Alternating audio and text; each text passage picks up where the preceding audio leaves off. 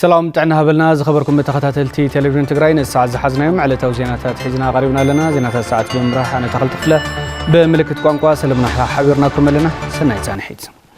كبابتات قطر تبصحتي قلقالوت فاينانس مغبار تكالات فاينانس بحبرت كسر حلون يلوم بريزيدنت غزاو ممحدار تግራይ ታደሰ ወረደ محدار حساب بانك منغستاو فاينانس اب زبل مدرخ استرخبو بريزيدنت ታደሰ ወረደ ولكت تكالات فاينانس زعبي قد كم زلونن بهل معقاره تطناخيرو كقصلن صويعم حبرت سبنا بزتفلاليو تكالاتن محبراتن فاينانس زعقرو ገንዘብ كم زلون كساب حزين اب سراح زي متاو ازدما قلولاو كم زفطرن زغلصو توم بريزيدنت نزي بزفتح منغدي كسراح يغبا تግራይ بسنك خوينات زبصحا قطباو عنوت نمحواي زلوا فاينانس تكالات كتناخرا كم زغبا بريزيدنت ታደሰ ወረደ ገሊጾም كم ጸብጻብ መለስ አለማት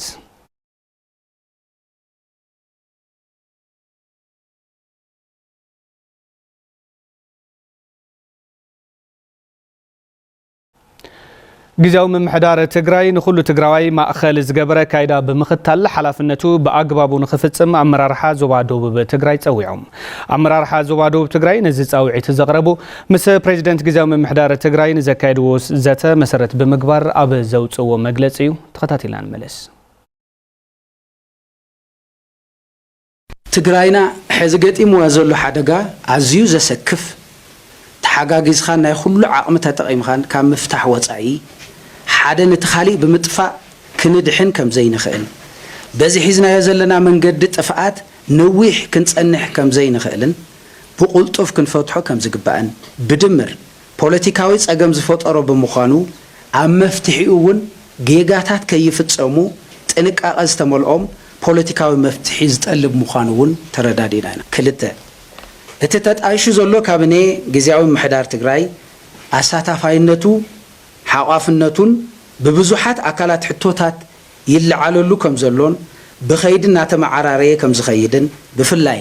ኣብ ኣወዳድባ ዞባታት ፍሉይ ትኹረት ተዋሂቡ ከም ዝስራሕ እውን ኣብ ምርዳእ ተበፂሑ እዩ ሰለስተ ሓይልታት ጸጥታና ትካላዊ ተልእኾኦም እናፈጸሙ ዝደጋገፉሉን ተዋዲዶም ሰላምን ድሕንነትን ህዝቦምን ሉዓላዊ ግዛኣት ትግራይን ውሑስ ኣብ ምግባር ክረባረቡ ከም ዝግባእውን ተረዳዲና ኢና ኣርባዕተ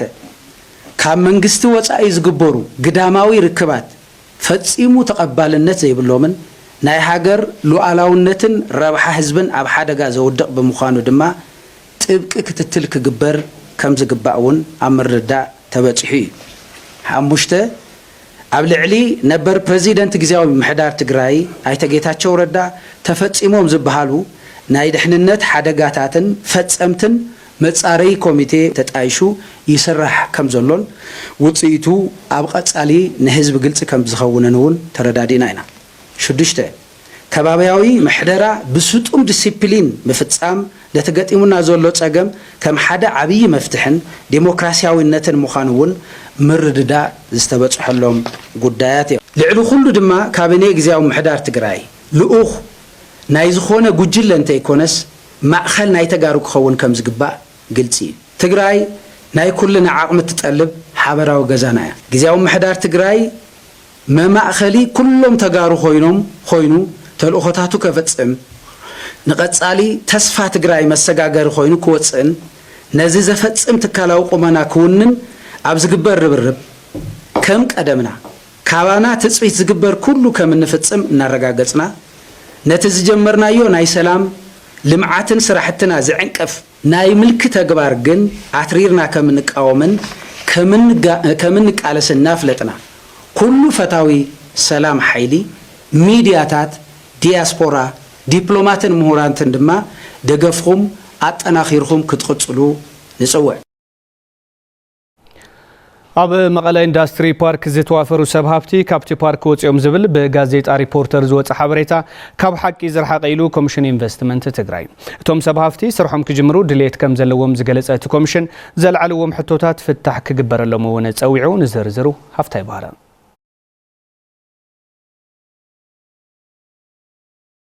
ኢንዱስትሪ ፓርክ መቀለ ቅድሚ ኩናት ትግራይ ሸሞንተ ሰብ ሃፍቲ ባንግላዴሽ ቻይና እንግሊዝን ከምኡውን ሓደ በዓል ሃፍቲ ውሽጢ ዓዲ ዝተዋፈሩሉን ልዕሊ 4500 ሰራሕተኛታት ኣብ ስራሕቲ ጋርመንት ጫማን ኣብ ምስራሕ ከም ዝነበሩን ኮሚሽነር ኮሚሽን ኢንቨስትመንት ትግራይ ኣይተ ዳንኤል መኮነን ይገልጹ። ካብቶም ሸሞንተ ቶም 7 ጋርመንት ዘፍሪ ኮይኖም ሓደ ናይ ቻይና ኩባንያ ከዓ ጫማ ምፍራይ ዝነበረ እዩ። ኣብዚ ኢንዱስትሪ ፓርክ እዚ ቅድሚ ኩናት ልዕሊ 4500 ሰራሕተኛታት ቆፂሩ በብዋኑ እውን ኣብ ምስፋሕ ዝነበረ እዩ። ኣብ መጨረሻ ከባቢ እስካብ $5 ሚልዮን ኤክስፖርት ምግባር ጀሚሩ ዝነበረ እዩ። ሓደ በዓል ሃፍቲ እስካብ 4 ሸድ እውን ሒዙ ዝነበረ እዩ። እቶም ዝበዝሑ ከዓ ሓደ ክልተ ዝሓዝሉ ኩነታት እዩ ነይሩ ማለት ኣብ 1000 ሄክታር መሬት እዩ መጽናዕቲ ተጸኒዑ 250 ሄክታር መሬት ተኻሒሱ ትህንፃ ዝዓረፎ ሕዚ ኣብ ስራሕ ዘሎ 75 ሄክታር እዩ ነይሩ። ድሕሪ ውዕሊ ስምምዕነት ፕሪቶሪያ ድማ ኣብ ኢንዱስትሪ ፓርክ መቀለ ዝተዋፈሩ ሰብ ሃፍቲ ስርሖም ንምጅማር ኣብ መሰረተ ልምዓት ልቃሕ ባንክ ወለድ ሕቶታት እናቅረቡ ከም ዝጸንሑ ዝገለጹ ኣይተ ዳንኤል ኣብ መሰረተ ልምዓት ዘሎ ጸገም ብውስን መልክዑ ክፍትሐሎም ተገይሩ እዩ ይብሉ። ፌደራል መንግስቲ ብግልጽ መጸዋዕታ ገይሩ እዩ ካብ ትግራይ ክንወጽእ ገይርና ሕጂ እውን ብግልጽ መጸዋዕታ ገይሩ እዩ ከእትወና ዘለዎ ዝብል ሓደ ዓብይ ሕቶ ኣለዎ። ዴዲኬትድ ዝኾነ መስመር ካብ ላጪ ሕጂ ጥሪ ተወዲኡ ዘሎ ናይ ማይ መስመር ሕዚ መጋቢት ከባቢ ተወዲኡ ዘሎ ናይ ኢንተርኔት ናይ ብሮድባንድ ምክንያቱም ዓለም ለኸ ነጋዶ ዓለም ለኸ ሰሃፍት ስለ ዝኾኑ ናይ ዓለም ዕዳጋ ክራኸቡ እንድሕር ኮይኖም ኢንተርኔት የድልዮም እዩ ሕጂ ተማልዩ ናይ መሰረተ ልምዓት ሕቶ ነይርዎ ቀፂሉ ዝነበሮም ሕቶ ናይ ካሕሳ ሕቶ እዩ ብሰንኪ ኩናት ዋላ ክንድቲ ዝድለ ማሽናት ካልእ ዝዓነወ እንተዘይኮነ ተን ማሽናት ዲፕሪሼት ገይረን እየን ግልጋሎት ዘመነን ቀኒሱ እዩ ብዙሕ ጥረቕሓ እውን ክባላሾ ክኢሉ እዩ ስለዚ ካሕሳ ክወሃበና ኣለዎ ዝብል ሕቶ ሓቲቶም እዮም ካብ ባንክ እውን ሰለቁሖም ካብ ባንክ ተለቂሖም ዝኣተው እውን እዮም እቲ ናይ ባንክ ወለድን ናይ ባንክ ዕዳን ይሰረዘልና ዝብል ውሱን ልቃሕ ይወሃበና ዝብል ዘቕረቡሉ ኣሎ ብስናይ ወፃኢ ሸርፊ ተኣሳሲሩ እውን ብፍሉይ ክረአልና ኣሎ ኢሎም ሕቶ ዘቕረብዎ ነይሩ። ኮርፖሬሽን ኣመራርሓ ፌደራሊ ኣብ ቤት ምክሪ ተወከልቲ ኣብ ዘቕረብዎ ጸብጻብ ብመሰረት ሓበሬታ ሪፖርተር ጋዜጣ እቶም ሰብ ሃፍቲ ክወፁ ድሌት ከም ዘለዎም ተገይሩ ዝወፀ ጸብጻብ ካብ ሓቂ ዝረሓቐ ከም ዝኾነ ዝሓበሩ ኣይተ ዳንኤል እቶም ሰብ ሃፍቲ ስራሕቶም ክቕጽሉ ተደጋጋሚ ሕቶ ከም ዘቕረቡ ይገልጹ። እዞም 8 ሰብ ሃፍቲ ሓደ እቲ ናይ ውሽጢ በዓል ሃፍቲ ስራሕ ጀሚሩ ይርከብ እስካብ ሕዚ 115 ዝኾኑ ሰራሕተኛታት ቆፂሩ ምንቅስቃስ ይርከብ እቶም 7 እዮም ናብ ስራሕ ዘይኣተው ዘለዉ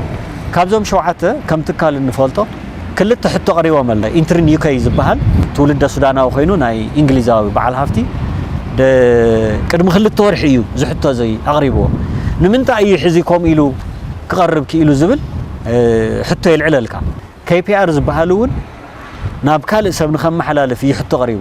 ጽዒኑ ክወስድ ኣይኮነን ብላይ 4 ሸድ ሒዞም ዝነበሩ ብርክት ዝበለ ሰራሕተኛ ሒዞም ዝነበሩ ሕጂ እውን ናይ ፌደራል መንግስቲ ሕቶ መልሲ እዮም ጽበይ ዘለዉ ኣብቲ ጸብጻብ ግን ኩሎም ሕቶ ከም ዘቀረቡን ናይ ትግራይ ንሰላም ከም ዘይብላ ንኢንቨስትመንት ከም ዘይትምቹ ኣምሲልካ ዝቀረበን ኢሉ ከዓ ካብ ትግራይ ወፂኦም ኣብ ካልእ ከባቢ ናይ ኢትዮጵያ ኢንዱስትሪ ፓርክታት ዘለዉ ክሰርሑ ዝተገበረ ፍጹም እዚ ብጣዕሚ ስሕተት ክእረም ዝግብኦ ኣብ ኢንዱስትሪ ፓርክ መቀለ ዝተዋፈሩ ሰብ ሃፍቲ ስርሖም ክጅምሩ ድማ መንግስቲ ፌደራል ሕቶኦም ክምልሰሎም ጸዊዖም ኩለን ናይ ፌደራል ትካላት ዝምልከተን እዞም ሰብ ሃፍቲ እዚኦም ዝሓትዎ ዘለዉ ሕቶታት በቢ ዝግብአን ምላሽ ሂበን ናይ ትግራይ ኢኮኖሚ ክነቃቃሕ ናይ ትግራይ ኢንቨስትመንት ናብ ዝነበሮ ክምለስ ክሰርሑ ክኽእል ኣለዎ። ህንጸት መንገዲ ስፓልት ከተማ ዓዲግራት ብምጉታቱ ኣብ ስራሕቲ ንግዶም ጸገም ይበጽሖም ከም ዘሎ ኣብ ዙርያት መንገዲ ዝሰርሑ ነጋዱ መራረቶም ገሊጾም መኪያስ ታፈረ ዋዲድዎ ገብረ መስቀል ኪሮስ ከም ስዑ ከቕርቦ ትካል ኮንስትራክሽን ሱር ኣብ ከተማ ዓዲግራት ካብ ፒያሳ ናብ ሆስፒታል ዓዲግራት ዝወስድ 2 ኪሎ ሜትሮ ዝንውሓቱ መንገዲ ኣስፋልት ንምህናጽ ኣብ ወርሒ ጥሪ 2016 ዓመተ ምህረት ዕላው ስርሑ ጀሚሩ ህንጸት መንገዲ ኣስፋልት ብምጉታቱ ንምንቅስቓስ ንግዲ እንቅፋት ይፈጥረሎም ከም ዘሎ ኣብ ዙርያ እቲ ኣብ ከይድ ህንጸት ዝርከብ መንገዲ ዝሰርሑ ነጋዶ ከተማ ዓዲግራት ይዛረቡ ክረምቲ ብዘለጸ ጸገም ክመጸና ኢልና ንጭነቕ ኣለና ዝሓለፈውን ግን ብጣዕሚ ዓብይ ጸገም ነይሩ ባቡርና ተስራሕና ባዕሉ ዘለዎ ተጽዕኖ ከከፈትና ኢና ሓብልና ሕዚ ክረምቲ ከዓታይኒ መስልካ وحج فرحنا نايت ترجع راح يكونس نفت جزانا أتيتو حجون تجزانا ونخيف فرسنا سجاتنا لا على سبيل كرمتينا أنا تزلنا يا ناب كل خدنا يرنا أنا بمزاجكم كنا أنا كنتي وبيرو هيك نطيقها أنا هنتو بيرو كنا طيقنا يرنا أنا تجرب دم طيقنا يرنا نحب زوت هاليون ينبدم طيقنا يرنا أنا جينا كخال كنا زي فرسنا قلي يوم يومنا اتنصت منجد اسفالت قدم كرمتي انت زي تزازيمو بزنكي معلقلاق وحج كبيد حدغا كغاطمم كم زخل زملكتهم اكلات تغنزيبم تخرتيبم بهصص نخزازم كسرحو اتم نغادو يصوعو سرعتكم منغستكو غبر خفلو خلو لنا خلوكم سرعت كوينا غورنا نخفل ግን ተረዲ ካሎ ጭቃትኩም ከላማቲ ሓደ ሰብ ዝሓልፈና ሰይል انا يقولنا له زلت خاجن اذا تتسرح نتختمه جمعات ختمه عبيتي እንደገና አነት ሆስፒታል እንተን አዲሳትና እንተን ዝሐመም ህብረተሰብና መገልገል ስለሆነ ማለት ነው بتعمي كسرح ناكلها نايزنا درجة راح يكون ناكله هزو عبدقرات ياكي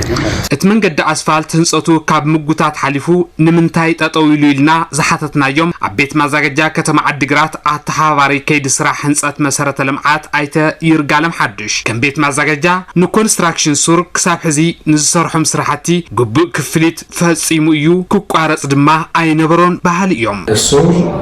ملو عقمنا اتينا كل ودينا خنوصل كل رايت اوف واي استاخذكم هاونا يمزول زلو حتى تخكلي ስለዚህ ቲ ራይት ኦፍ ዌይ ከረጋገጽ خير በብድብር ኩዘሎ አካል ኮንሰርኑን ነባሉ ማን ኮሰድ ከረሎ ከቤት ማዘጋጃ ከስካብ ሕጂ ሰሪሕም ወና ይዘለው ሙሉ ከፊልና የሚና ቲ ራይት ኦፍ ዌይ ዶንጊና ይልካ ሁሉ ተመሰረተ ልማት ካብ ጫፍና ጫፍ ተጠቅሟል ተይኮነስ በትክክል ዝኾነ ንዝተወደአ ስራሕቲ ناسرحو خدلهم بمداي بيت صحفت ملمع مريت والاكوا زي تصاففو سرحت انتهلو بستخاله متن كرمتي قدم مئتاو هنصتو كزازم علو ويلم ايتا يرقالم حدش قدم خرمتن خالو زانا يسفات سرحتي كودخ للو مساعد قدميت تاني مريت سرحنا كلي يكونتن تبهات زلا بوتا توسنت مترون زتوالي دمر راح عارفوا بقلنا تمرحت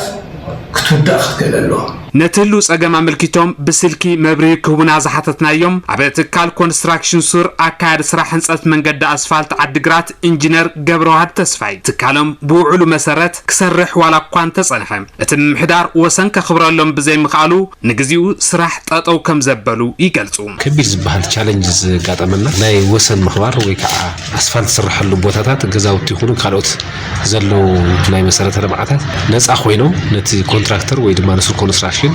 نصا تغيرم كركو እና ተገበኦ ኣብ ከይዲ ጎን ክንሰርሖይና ብዝብል ዝተወሰነ መእተው ምስረኸብ ላይ ናቲና ልክ ኣብ ሰዓተና ዝተወሰነ ሜትራት ምስራሕና ብድሕሪኡ ትናይ ወሰን ምኽባር ንውሮ ዘለና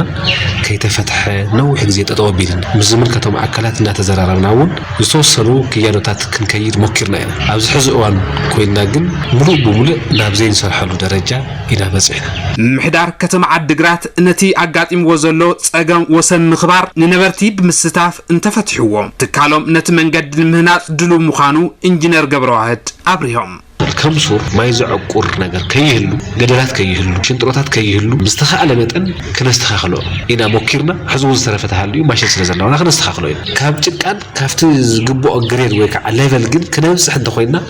ናይ ቤዝ ኮርስና ናይ ኣስፋልት ዝበሃሉ ንጻፋት እዮም ንሳቶም ምስ ወጽሑ እዩ ምስቲ ናይቲ ገዛውቲ ልክዕ ማዕረ ዝኸውን እቲ መፍትሒ እንኮ መፍትሒ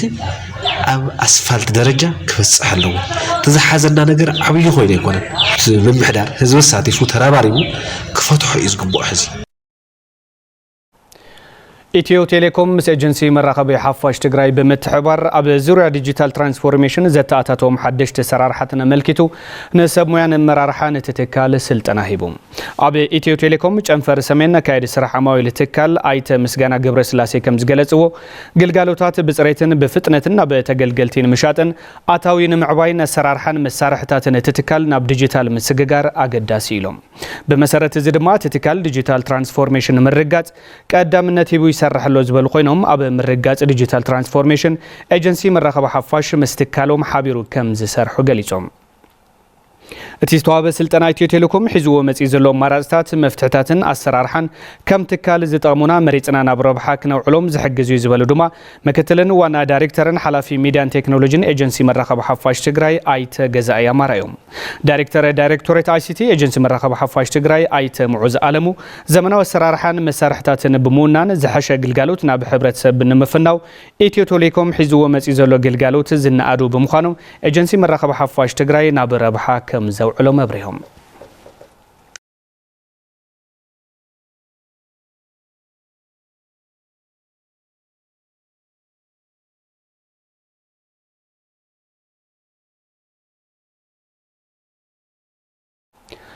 أب كفلة كتما قداماي ويانا أب تشعت توارح نلعلي حد شحن شمون تميتن وجنات عدل سراح كم زي تفترة تجليسهم بيت مخرج كفلة كتما قداماي ويانا ربعي زمن مبل 3 شعات سرع قبائي ونسالي تلو نساتسفاي كم سعك تاروي ربعي زبن مبل 3 شعات سرع قبائي بيت مخرج كفلة ختما قداماي ويانا زبزبا فزات ما سرح تشعان توارح بمكتل أم حدارتا كفلة ختما أيتم منبر النقص قريبيو نزل بسرات مقوار ما كاب أبالات بيت مخري عدل سراح أب مفتار قلقالو توهبان لعلنات حقي أب مرقاتن حتوتات تلاعلم يوم بأبالات بيت مخري نستلعال حتوتات بزملكتهم أكالات مرسي توحبويو تتقلال نايس تحلوانا ناف هزن تزيئتنايو هزو كوننا تزيقرنايو بهزبي كحلة تزي تخايلو بمنم تأمر نايكو هابينا تزيتا كنراقص أين خال نافت هزبي أم قرابس تهزبي ديو نافزينا أتنزو لنا زلو نحنا دينا أقريبنا زينو أتوزلنا زولسي انتاينا نمهر زلنا اسكال هزي تساتفو حرتسب بقول مزيا تخاليتي بجنزبيا تساتزيت بماترياليا اسكال هزي حزبنا كبابي كل مليوني 619 540 لنا يتصرح توتيو تساتفو حرتسبنا قدموا يا بحرياتو بجنزب سو تساتفو حرتسبنا بجنزب ناغيت لمنتا نغادا قدموا يا عصمي تخج سو زي 520 مالت لأن 2 مليون مالت قليل يكون إذا خاص من خاطر هو ودينها أمينها بعد قطر غيرها نعلت أمن فتوصيها وواصل قطرها أزرم السطح من الشام بوليس النحدار بسقب اللاعبين لا أتوصل حيزي داسقات تسرق الله خامشات بجرتي ذاتي أبي تحريدو تايو زبل كم حد حساوي العلم مسقا تأساسيرا بجرت يأتلو فتندال كواندا تبايلو تحبره بفلا مستعيننا زي تأثر سلازغنا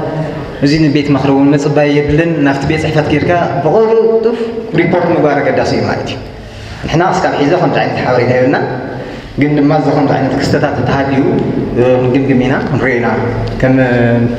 መደብ ንወስደና ዝብል ሓሳብ ኣለኒ ሲፍትነት ይኹን ዝኾነ ሓገዝ ይኹን ብትኽክል ዶተን ኣብ ደመን እቺ ኣብ ዘለውን ከም ምምሕዳር ከም ቀዳማይ ወያነ ክፍለ ከተማ ይጥመታ ደፍቱ ሓደ ሴክተራት ዝኸይድ ዘሎ ኣብ ዘፈር ተጠቃምነት ጥራሕ ተሪኹ ኣብቲ ሪፖርት ክቐርብ ተሎ 5.7 ሚልዮን ቅርሺ ድጋፍ ይናይና ምስራሕ ክተኣሳሰሩ ማለት እዩ ለ337 ደቂ ኣንስትዮ ታኾይኑ እዚ ኤችአይቪ ዘለዎን ካሊእ ፀገም ተወሳኺ ዘለዎን መሚና ዝሃብናየን ኢና ማለት እዩ ከምቲ ኣባል ዝተኸበረት ኣባል ቤት ምኽሪ ዘቕረቡ ኩኑ ቅድሚያ ኣብ ኤችአይቪ ትኩረትና ኣብ ኮነ ከምኡ ዝበላ ጥቕዓታት ዘለዎን ሕውየት ማእኸል ጌርና ጥራሕ ኢና 5.7 ሚልዮን ቅርሺ ብጭቡጥ ክመሓደራ ጌርና እኹል ድዩ ዝብል ኣይኮነን ከምዚኦም ዝመሰሉ እዮም ተም 1803 ስራሕቲ ኣሳሲርና ንለና እቲ ቤት ምኽሪ ዝተፈላለዩ ሽመታት ብምጽዳቕ ጉባኤኡ ዛዚሙ موددارن متحققازن حونتات كتمات إثيوبيا مرقات زخل لوت لمدنا تسرح كم زخونة مدرخ متحوار كتماتات إثيوبيا قليسوم زي استباله أب كتما مقلة بمدرخ متحوار كتماتات إثيوبيا دلونت أبز سالة زلو عودة مصنعتن سلطنان عرس مركوسا كتماتاتيوم وانا دايركتور مدرخ متحوار كتماتات إثيوبيا أيتان دالوم تيلاو نعبيت كتماتات أهجراون عالم لخاون لمدتات مسفح بتخرتي سرح الليلوم أب زحلفو 13 عامتات أب كاب اتوت مأكاب ዕቤት ስናይ መምሕዳር ሓደሽን ቅልጡፍን ኣሰራርሓን ንምትእትታው ኣብ ዝተገበረ ጻዕሪ ጽቡቕ ዝበሃል ለውጢ ከም ዝተረኸበ እውን ገሊጾም መድረኽ ምትሕባር ከተማታት ኢትዮጵያ ይህቦ ዘሎ ስልጠና ጠቃሚ ከም ዝኾነ ዝገለጹ ኣብቲ መድረኽ ዝተረኸቡ ምክትል ፕሬዚደንት ግዚያዊ ምምሕዳር ትግራይ ኣይተ ኣማኑኤል ኣሰፋ ብፍላይ ድማ ብጽንተታዊ ኩናት ብዙሕ ነገር ሳነት ትግራይ ነተካይዶ ዳግመ ህንጸትን ሕዌትን ኣድላይ ምዃኑ ገሊጾም ዕላማታት እቲ ንክልተ መዓልቲ ጸንሐ ስልጠናን ዓውደ መጽናዕትን ብኸንቲባታት ዝመሓደራ ከተማታት ትግራይ ኣብ ዓርሰ ምርኮሳ ዝተመስረተ ኢኮኖሚያዊ ዕበት ንከኻዕብታ ከም ዝኾነ እውን ተገሊጸሎ ከም ጸብጻብ ተስፋ ዝገዓስበይ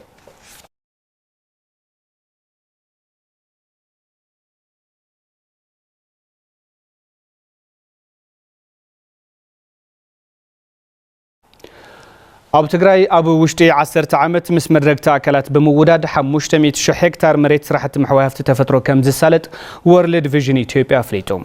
እቲ ብሓረስታይ መሰረት ዝገበረ ምጥጣዕን ክንክንን ሃፍቲ ተፈጥሮ ፕሮጀክት ንምዕዋት ገደ ሰሙያ ሚድያ ወሳኒ ምዃኑ ድማ ተገሊጹ ሃፍቶም ገብረ ዮሐንስ ከም ስዕብ ካረዎ እዩ ለውጢ ኩነታት ኣየር ዘስዕቦም ሓደጋታት ኣብ ምቅላልን ሚዛን ተፈጥሮ ዓለም ኣብ ምሕላውን ወሳኒ ተራ ዘለዎም ኣግራብ ብብርኪ ዓለም ይኹን ትግራይ ብዝተፈላለዩ ጽልዋታት ይበርሱ ምህላዎም ላዕለዋይ ተመራማሪ ስነ ከባብን ለውጢ ነበረ ኣየርን ዶክተር ነጋስ ሰሎሞን ይገልጹ ዝነበሩ ናይ ሓመድ ማይ ዕቃባት ተሰርሑ ስራሕቲ እውን ፈሪሶም የማል ይከኣል እዩ ስለዚ ህዚ ያው ኣብቲ ድሕሪት ኩናት ኮይና ናይ ግድን ጽኢልና ክሪኦ ወይ ድማ ናቆዘምና ክንውዕል የብልናን ዝነበረና ሃፍቲ ተፈጥሮ ናብ ንሆሮ ወይ ድማ ብዝበለጸ ደረጃ እውን ክነልምዖ ክንሰርሖ ኢና ዘለና ትካል ምግብን ሕርሻን ዓለም ኣብ 2020 ቆጻጽር ኣውሮፓውያን ኣብ ዘውጽኦ ጸብጻብ ሽፋን ኣግራብ ዓለምና 31 ሚታው ምዃኑ ይጠቅስ ብለውጢ ኩነታት ኣየር ትሕመስ ዘላ ዓለም ሕዝውን ኣብ ምሕዋይ ሃፍቲ ተፈጥሮ ለውጢ ክተመዝግብ ትጽዊ ዝግበር እንትኸውን ወርልድ ቪዥን ኢትዮጵያ ኣካል ዝግበር ዓለማዊ ምንቅስቓስ ኣብ ትግራይ ኣብ ውሽጢ 10 ዓመት 500,000 ሄክታር መሬት ሃፍቲ ተፈጥሮ ንምሕዋይ ከም ዝሰርሕ ኣብ ወርልድ ቪዥን ጨንፈር ትግራይ መተሓበር ፕሮጀክት ሓረስታይ መሰረት ዝገበረ ምጥጣዕን ክንክንን ሃፍቲ ተፈጥሮ ኣይተክንፈ መዝገበ ገሊጾም ክልተ መንገዲ ንየና ማሕወይ ከባብና ማሕወይ መንገዲ ብተኸላን ብተፈጥሮ ዝበቆሉ ተኽልታት ላተንከባኸብ ከም ምዕባይን ስለዚ በዚ መንገዲ እዚ ን10 ዓመት 500,000 ሄክታር መደብ ሒዝና ንሰርሕ ኣለና ኣብ 5 ዓመት እንደገና ለኽልተ ተመቂሉ 250,000 ሄክታር እዚ ኦሬዲ ከም ትልሚ ሒዝና ምስ መዳርክቲ ኮይና ንሰርሕ ኣለና ማለት እዩ ነዚ ንምዕዋት ምስ ሚድያታትን ሰብ ሞያን ሓቢርካ ንምስራሕ ዝዓለመ ስልጠና ዝተሳለጠ ኮይኑ ኣብቲ እዋን መልእኽቲ ዝሕለፉ ምክትል ሓላፊ ቤት ጽሕፈት ጉዳያት ኮሙኒኬሽን ዶክተር ገብሩ ካሕሳይን ሚድያን ሃፍቲ ተፈጥሮ ዝብል ጽሑፍ ዘቕረበ ጋዜጠኛ ግዛቸው ግርማይን ሚድያታት ምሕዋይ ሃፍቲ ተፈጥሮ ቀዳምነት ይበን ክሰርሕዎ ዝግባእ ህልውናው ዛዕባ ኢሎም ሃፍቲ ተፈጥሮስ መሰረት ህይወትና እዩ በተለይ ዝኒየ ወለዶ ዝመጽእ ዘሎ ወለዶ ኔክስት ጀነሬሽን ንብሎ ኣብ መሬት ስለልኾነ ኣብ ማይ ስለልኾነ ኣብ ሃፍቲ ተፈጥሮ ስለልኾነ ህይወትና ኣብኡ መሰረት ጌርና ተሰሪሕና እንድሕር ኮይና ሃፍቲ ተፈጥሮና ላብ ዝነበሮ ክንምልሶ ንኽእል ኢና ስለዚ እዚ ንገሊኡ ዝገድፍ ንገሊኡ ዝወስድ ጥራሕ ኣይኮነን ንኹልና ተመላልዩ ዝጠፍእ እዩ ከም ጋዜጠኛታት ማለት ኣብቲ መስዋዕትነት እውን ነይሩ እቲ ጋዜጠኛ ሃፍቲ ተፈጥሮ ምስ ዝገጥም ዘሎ ከዓ ሓቢሩ ክሰርሕ ኣለዎ ኣብቲ ስልጠና ዝተሳተፉ ሰብ ሞያ ሚድያ ብወገኖም ሕብረተሰብ ዝሳተፈ ምሕዋይ ሃፍቲ ተፈጥሮ ክሳለጥ ከም ዝሰርሑ ገሊጾም ነቲ ትውልድና ከመይ ክነመሓላልፈሉ ከም ንኽእል ሕጂ ጥራሕ ይኮነ ነውቅዕ ዘሎ ምንባር ቀጻላይ እውን ናይ ምንባር ፊቸሪት ንኽህልወና ኣብ ሃፍቲ ተፈጥሮ ዘለና ስራሕቲ ኣጠንከርና ክንሰርሕ ከም ዝግበአና ይኽእለዎ ዝኽእል ማለት እዩ ብፍላይ ቢሮ ሕርሻ ካልኦት ናይ ሕርሻ ምርምር ካልኦት መዳርክቲ ኣካላት እውን ነቲ ሚድያ ብምሓዝ ድዩ እቲ ጋዜጠኛ እውን ንባዕሉ ኣስተዋፅኦ ብምውፃእ ድዩ ነዚ ተግባር እዚ ናብ ዝሓሸት ትግራይ ንምምላስ ናይ ሚድያ ግደ ብጣዕሚ ገዝፍ እዩ እሞ ያው ብዝተዋደደ መልክዑ ምስራሕ የድልየና እዩ ሕዚ እውን እንተኾነ ያው ንሕና ንምስራሕ ድልዋት ኢና እንድሕሪት ኣይንብልን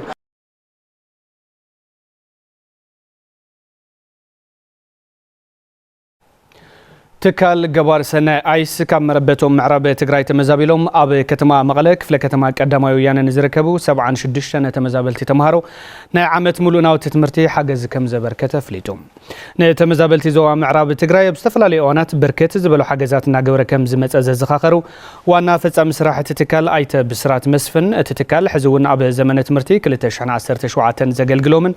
ኣብ ዝቐፅል ዘመነ ትምህርቲ 2018 ክሳብ መወዳእታ ሰነብ ዘሎ ግዜ ዘድልዮም ሙሉእ ናውቲ ትምህርቲ ከም ዘበርከተን ሓቢሮም እቲ ዝተገበረ ሓገዝ ካብ እንግሊዛዊት በዓልቲ ጸጋ ዕድመ ሚስ ጌለዊ ብዝረኸቦ ኣስታት 100,000 ብር ከም ዝኾነ ዝሓበሩ ኣይተመስፍን ነተን ገባሪት ሰናይ ድማ ብሽም ትካሎምን ተማሃሮ ትግራይ ነመስኪኖም ክብል መሳርሕትና ተስፋ ዝገዓስበይ ጸብጺቦም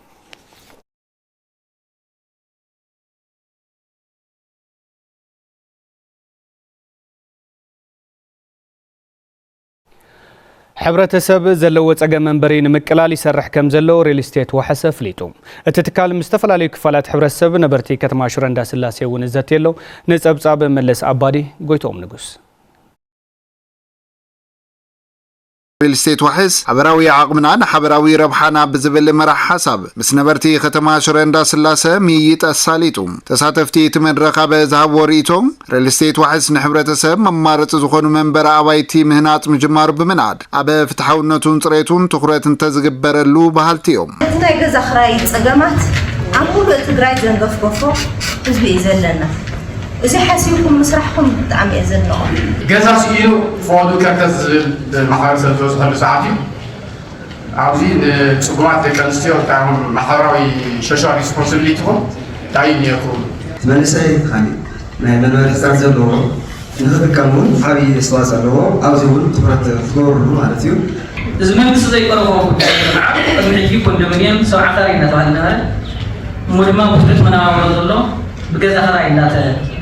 ሰቀጣጠ ሕብረተሰብና ብቀሊሉ በዓል ገዛ ምንባር ተለሒስኩም ዘለኹም ዕላማ ፅቡቅ እዩ ቀፅሉ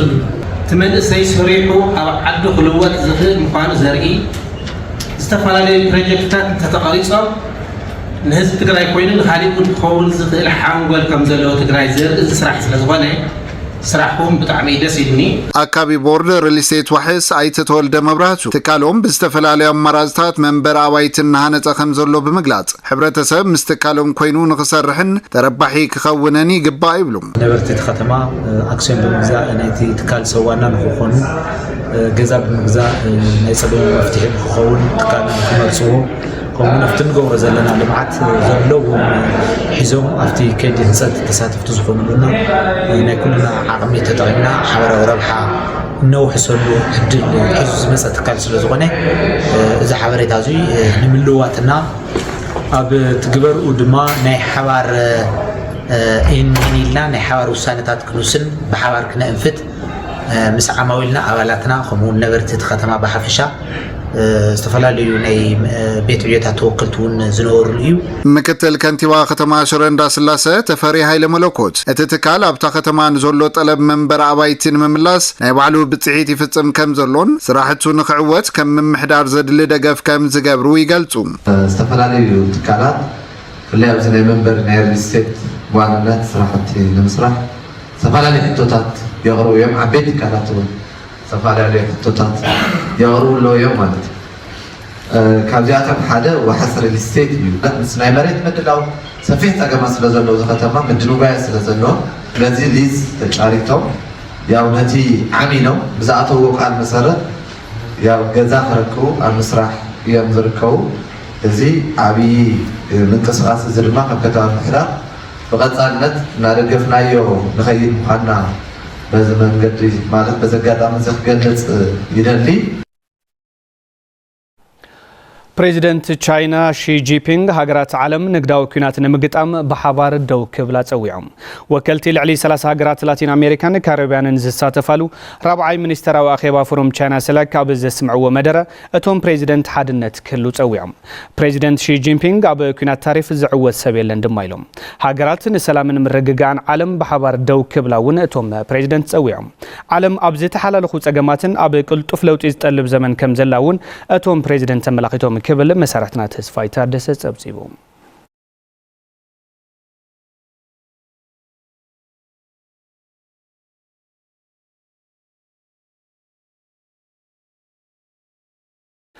زخبركم تملكتنا كابزي بمقصال ጸብጻባት ስፖርት ዝዕለትና ናባኹም ክነብጽሕ ጸብጻባት ስፖርት ውሽጥ ዓድን ወጻን ድማ ብመሰረትና ሓየሎም ኪሮስ ይቀርብ ሰናይ ምክትዛል سلام تعنهابنا دحن دوعلكم زخبركم تملكتنا نسع زبلنا حبريتا سبورت حيزة قريبا لخو سنة مكتسال تعنو استحلوا من أسي زيغان كهلو سلطانا بقعتا أكالا قداس مخانو تحبيرو يوهانس الشبر توسخ زرزر لهم سلطاني بقعة أكل إرمياس برهانين أستاذ 7 من أسياب كتم أخصم سلطانا بقعة أكل هبالهم ما أخل سلطانا بقعة أكل إرمياس هابهن تسب إنن بقعة أكل من أسي بالصحيتات وفزلا ما أخل يام غرالي من أسي كابزي كونو بوتا خازو على بزير حساب ጽቡቅ ስነ ምግባር ነው ጽቡቅ ስብዕና ንሒዞም ንኸዓብዩ ወይ ያው ጽቡቅ ስብዕና ተደሪኾም ጽቡቅ ደረጃ ንኽበጽሑ ዝብል ሓሳብ እዩ ስልጠና ዝቐስሙ ዘለው ሰልጠንቲ ኣብ ጥዕናዊ መዳያትን ርእሰ ምትእማንን ዝትርጎም ውፅኢት ይረኽብሉ ከም ዘለው ገሊጾም መጀመርያ ነገር ኣካለይ ከጠንክር ብቕዓተይ ከመዓብል እዩ ብዝበለፀ ደግሞ ያው ካብ ዝተፈላለዩ ነገራት ተቆጢብካ ካብ ሓሽሽ ይኹን ካብ ቁማር ነገራት ኣብዚ ግዜኻ ተሕልፎ ይፅቡቅ ዝመረፅኮ መንገዲ ማለት እዩ ያው ደግሞ ብዝበለፀ ካብ ዝተፈላለዩ ሕማማታት ነፃ ኮይኑ ንኽጓዓዝ ርእስኻ ዝተሓደሰ እዩ ዋላ ናብ ካሊእ ስራሕት ከም ትኾንካ ዝተሓደሰ ርእስኻ ብፍሬሽ ኢኻ ትንቀሳቐስ ናምታ ብዙሕ ስኻ ትውፅእ ጂም ብተፈጥሩ ማንም ሰብ ከም ዝፈልጦ ጽቡቅ ስነ ምግባር ንኽትሕዚ ዝገብረካ ካብ ሱስ ነይሮም ናብ ጽቡቅ ስነ ምግባር ኣትዮም ዝኣተው እውን ኣለውን እዮም መብዛሕትኦም ንዝኾነ ይኹን ነገር ኣብ ሰዓት ያው እዚኣ ሰሪሐ ወይ ናዚኣ ክመፅእ ከለኹ ያው ስርዓት ምትንፋሰይ ናማዓብለ ከደለ ይኽእል ዝኣምነሉ እዩ ካብ ዝነበርኩ ቅድሚ ሕዚ ዝነበርኩ ዕሪፈሉ ዝነበርኩ ካብታ ጀመርኩላ ሰዓት ሕዚ ለውጥ ኣለና ኣነ ሓደ ኣካላዊ ብቕዓትካ ሙሉእ ዝኸውን ኮንፊደንስ ይልወካ ከም ትፅእካ እንቶ ካልኣይ ኣብዚ ግቡእ ቦታ ይትውዕል ካብ ጅም ካሊእ ስራሕ ተሃሊካ ክእለ ናብ ካሊእ ስራሕ ግዜ ክውዕልኻስ በዚ እዩ ዝውዳእ መናእሰይ ከምዚአን ኣብዛ ኣምሰላ ናይ ስፖርት ማእኸላትን መዘውተርያ ብቕዓት ኣካልን ኣትዮም ምንቅስቓስ ክገብሩ ይግባእ ሓደ ስብዕናኻ ጽቡቕ ዝኾነ ፖዚቲቭ ዝኾነ ላይፍ ንኽትመርሕ ይገብረካ ኣብ ጽቡቕ ኣብ ስራሕኻ ይኹን ካሊእ ይኹን ሶሻል ላይፍካ ይኹን ቁኑዕ ዝኾነ ህይወት ንኽህልወካ እዩ ዝገብረካ ናይ ህይወትካ መድሓኒት ኢለ እየ ዝወስዶ ኣብ ሲጋራ ኣብ ጫት ሓደሓደ ነገራት ኣለዉ ካብቶም ሱስ ወፂኦም ናብ ስራሕ ዝተኣትዮም በርግጥ ናብ ዝሓሸ ደረጃ ከም ትኸደሉ እየ ዝኣምነላ ኣነ ስለዚ እቶም ሰባት እዚኦም ከም ኣሕዋተይ መጠን ካብ ሲጋራ ካብ ጫት ካብ ሓደ መስተ ወፂኦም ኣብዚ ስራሕ እዚ ወይ ከዓ ኣብዚ ጅም ዝተዘሕልፉ ህይወቶም ደስ መበለኒ ይረኣኒ ብዙሕ መሓሲእ ተበፂሕና እንዲ ተወጣት ዘገጉመሉ ብናይ ስፖርት እዩ መጀመርያ ኣካላዊ ብቕዓት ኣቢልካ ናብ ካሊእ ስራሕ ዝኸይድ ናምቲ መንእሰይ ሕዚ ኣካላዊ ብቕዓት ተዘውትር ተመራፂ እዩ ናብ ፕሪምየር ሊግ ኢትዮጵያ ዝምልከት ሓበሬታ ክንሰግር ከለና ጋንታ ውልዋሎ ዩኒቨርሲቲ ዓዲግራት ኣብ መወዳእታ ደቂቕ ብዝተቆፀሩ ጎላት ተሳዒራ ኣላ መበል 29 ሰሙን ግጥማት ፕሪምየር ሊግ ኢትዮጵያ ትማሊ ብ3 ፀወታታት ዝቐፀለ ኮይኑ ኣጋምሸ ሰዓት 12 ጋንታ ውልዋሎ ዩኒቨርሲቲ ዓዲግራት ምስ ሃድያ ሆሳዕና ገጢማ ነይራ ኣብ ፀወታ እዚ ፉኣድ ዓዚዝ ብፍጹም ቅላዕ ኢሉ እውን ዳዋት ሸሳ ብፀወታ ብዝቆፀርዎም ጎላት ክሳብ 8 ደቂቓ 2-0 እናመርሐት ዝነበረት ጋንታ ውልዋሎ ዩኒቨርሲቲ ዓዲግራት ይኹን እምበር በየነ ባንጃ ተመስገን ብርሃኑ ማሞ ኣየለ ብዝቆፀርዎን 3 ጎላት 3-2 ብሃድያ ሆሳዕና ተሳዒራ ኣላ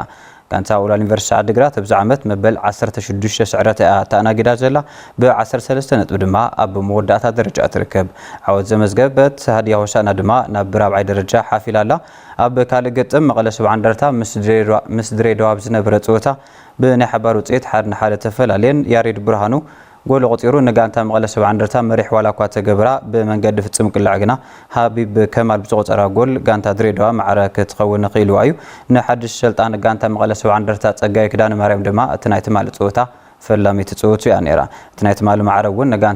ንጋንታ መቐለ 70 እንደርታ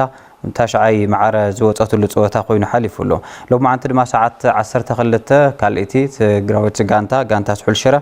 ምስ መቻል ግጥማ ከተካይድያ ጋንታ ስሑል ሽረ ب20 نطبي أما بال17 درجة تركب خوينا مقاطمتا غانتا مچال دما ب40 نطبي أب شارشة درجة تركب نتيلي قدما بأسلطاني قبر مدن هايلة تمرح غانتا إثيوبيا مدن ب57 نطبي نمر حتى تركب